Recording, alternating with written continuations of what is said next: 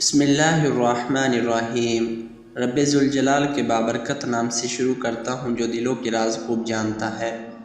محترم ناظرین، حدیث کے الفاظ ہیں کہ غزوہ ہند آخری جنگ سے پہلے شام سے ایک آگ نمودار ہوگی۔ یقیناً اس کا مطلب شام سے اٹھنے والی جنگ ہے۔ جنگ کو آپ آگ سے تشبیہ دے سکتے ہیں کیونکہ جنگ میں جو ہتھیار استعمال ہوتے ہیں وہ آتشی ہوتے ہیں، گولہ بارود ہوتا ہے۔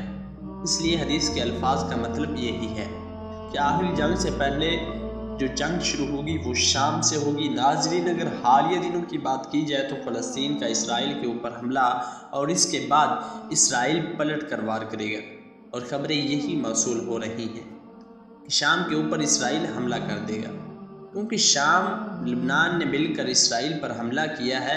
اس لیے اسرائیل اپنا بدلہ لینے کے لیے فلسطین کے علاوہ ان عرب ممالک پر بھی ضرور حملہ کرے گا جن میں شام ہی شامل ہے۔ اب آپ ملاحظہ کرتے ہیں کہ شام سے اٹھنے والی یہ جنگ کیسے پوری دنیا پر چھا جائے گی اور ایک عالمی جنگ میں تبدیل ہو جائے گی۔ آئیں ملاحظہ کرتے ہیں۔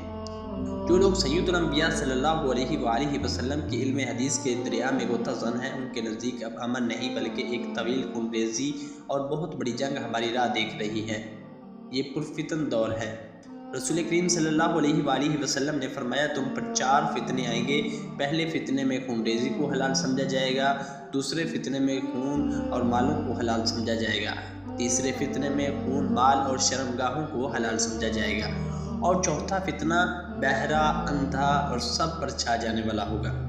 وہ سمندر کی موجوں کی طرح ٹھاٹھے مارے گا، حتیٰ کہ لوگوں میں کسی ایک کے لیے بھی اس فتنے سے بچنے کا کوئی ٹھکانہ نہ ہوگا۔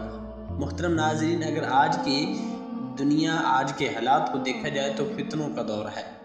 لوگوں کے مال اور خون کو حلال سمجھا جانے لگا ہے، قتل و غارت عام ہو گئی ہے، چوری اور ڈکیتیاں عام ہو گئی ہیں، بے حیائی اتنی بڑھ گئی ہے کہ عورتیں اپنی جسموں کو ڈھانپنے کی بجائے ان کی نمائش کرتی ہوئی فخر محسوس کرتی ہیں۔ اور اگر باقی ہے تو چوتھا فتنہ یعنی دجال، یہ فتنہ ملک میں شام میں پھرے گا اور عراق کو ڈھانپ لے گا اور جزیرہ عرب کو اپنے ہاتھ اور پاؤں سے روند ڈالے گا۔ یہ ہے وہ ترتیب جو میرے آقا صلی اللہ علیہ وآلہ وسلم نے فتنوں کے آنے والے فتنوں کے بارے میں بتائی۔ اس دور فتن کے آخر میں ایک بہت بڑی جنگ ہے جس میں حق کی فتح اور اسلام کا غلبہ ہے۔ یہ غزوہ ہند ہے۔ حضرت ابراہیم علیہ السلام کی نسل سے 3 مذاہب نے جنم لیا، یہودیت، عیسائیت اور اسلام۔ ان تینوں مذاہب کے لوگ اس جنگ پر یقین رکھتے ہیں، لیکن بحیثیت قوم اس پر پختہ ایمان صرف اور صرف یہودیوں کا ہے، اور انہوں نے اجتماعی طور پر پختہ یقین کے ساتھ اس کے لیے ہجرت بھی کی ہے۔ ذرا چند لمحوں کے لیے یہ تصور کیجئے کہ آپ یورپ، امریکہ کے کسی بڑے شہر میں آباد ہیں۔ آپ کا وہاں پر وسیع کاروبار ہے، آپ کا وہاں پر بہت بڑا گھر ہے جس میں آپ کئی دہائیوں سے امن، سکون اور عیش و عشرت سے رہ رہے ہیں۔ ابھی آپ کی کم از کم گزشتہ 6-7 نسلوں کا یروشلم تک سے نہیں گزرا۔ آپ کی کوئی جذباتی وابستگی اس شہر یا اس کے گردنواح کے ساتھ ہو۔ آپ کی قوم پر گزشتہ 2000 سے آفتاب ٹوٹی ہوئی۔ آپ کو دنیا بھر میں آفتاب ضرور ٹوٹی ہے، آپ کو دنیا بھر میں شدید نفرت کا سامنا رہا، مگر اب تو حالات بدل چکے ہیں۔ اب تو معاشی، سیاسی، بینکاری اور میڈیا تک کی قوتیں آپ کے ہاتھ میں ہیں۔ آپ کا دنیا کے فیصلہ کرنے والے مراکز پر قبضہ ہے۔ ایسے حالات ہیں، آپ سے کہا جائے کہ جزیرہ نما عرب کے ایک کونے اور صحرائی سینا کے دامن میں جا کر آباد ہو جاؤ، ایسا علاقہ جہاں نہ پانی میسر ہے، نہ بجلی، نہ کوئی شہری آبادی اور نہ ہی شہری سہولیات کا تصور، تو آپ یقیناً اسے پاگل پن کہیں گے۔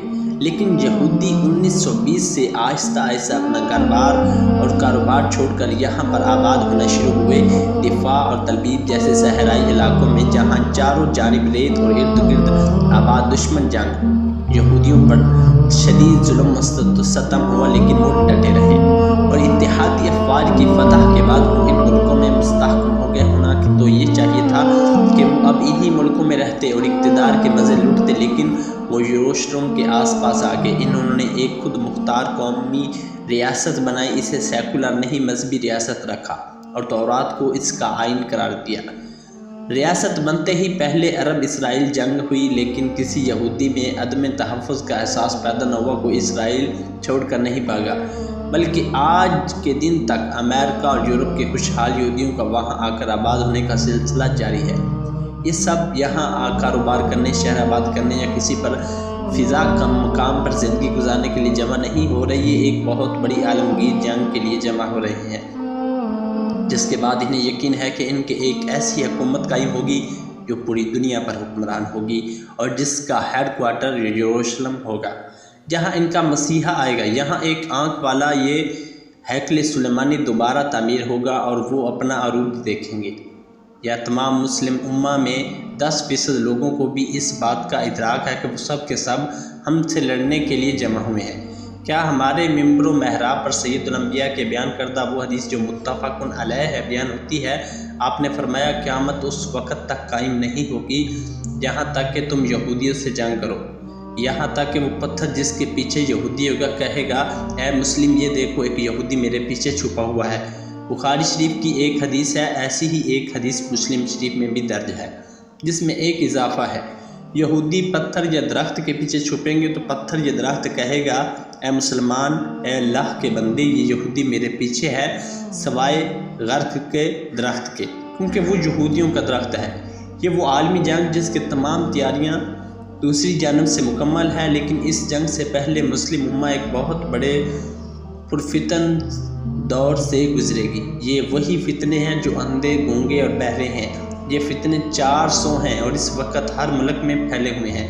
جیسا کہ میں نے عرض کیا کہ آج کل خون ریزی عام ہے، قتل و غارت عام ہے، ڈکیتیاں عام ہیں، چوری اور لوٹ مار کا بازار گرم ہے، شرم و حیا کی کوئی تمیز نہیں۔ یقیناً حضور صلی اللہ علیہ وآلہ وسلم کی حدیث کا بغور جائزہ کیا جائے تو 3 فتنے مکمل ہو چکے ہیں اور 4تھا فتنہ باقی ہے، اور عنقریب وہ بھی پورا ہونے والا ہے، کیونکہ یہودیوں نے اس کے لیے اپنے تمام تر انتظامات مکمل کر لیے ہیں۔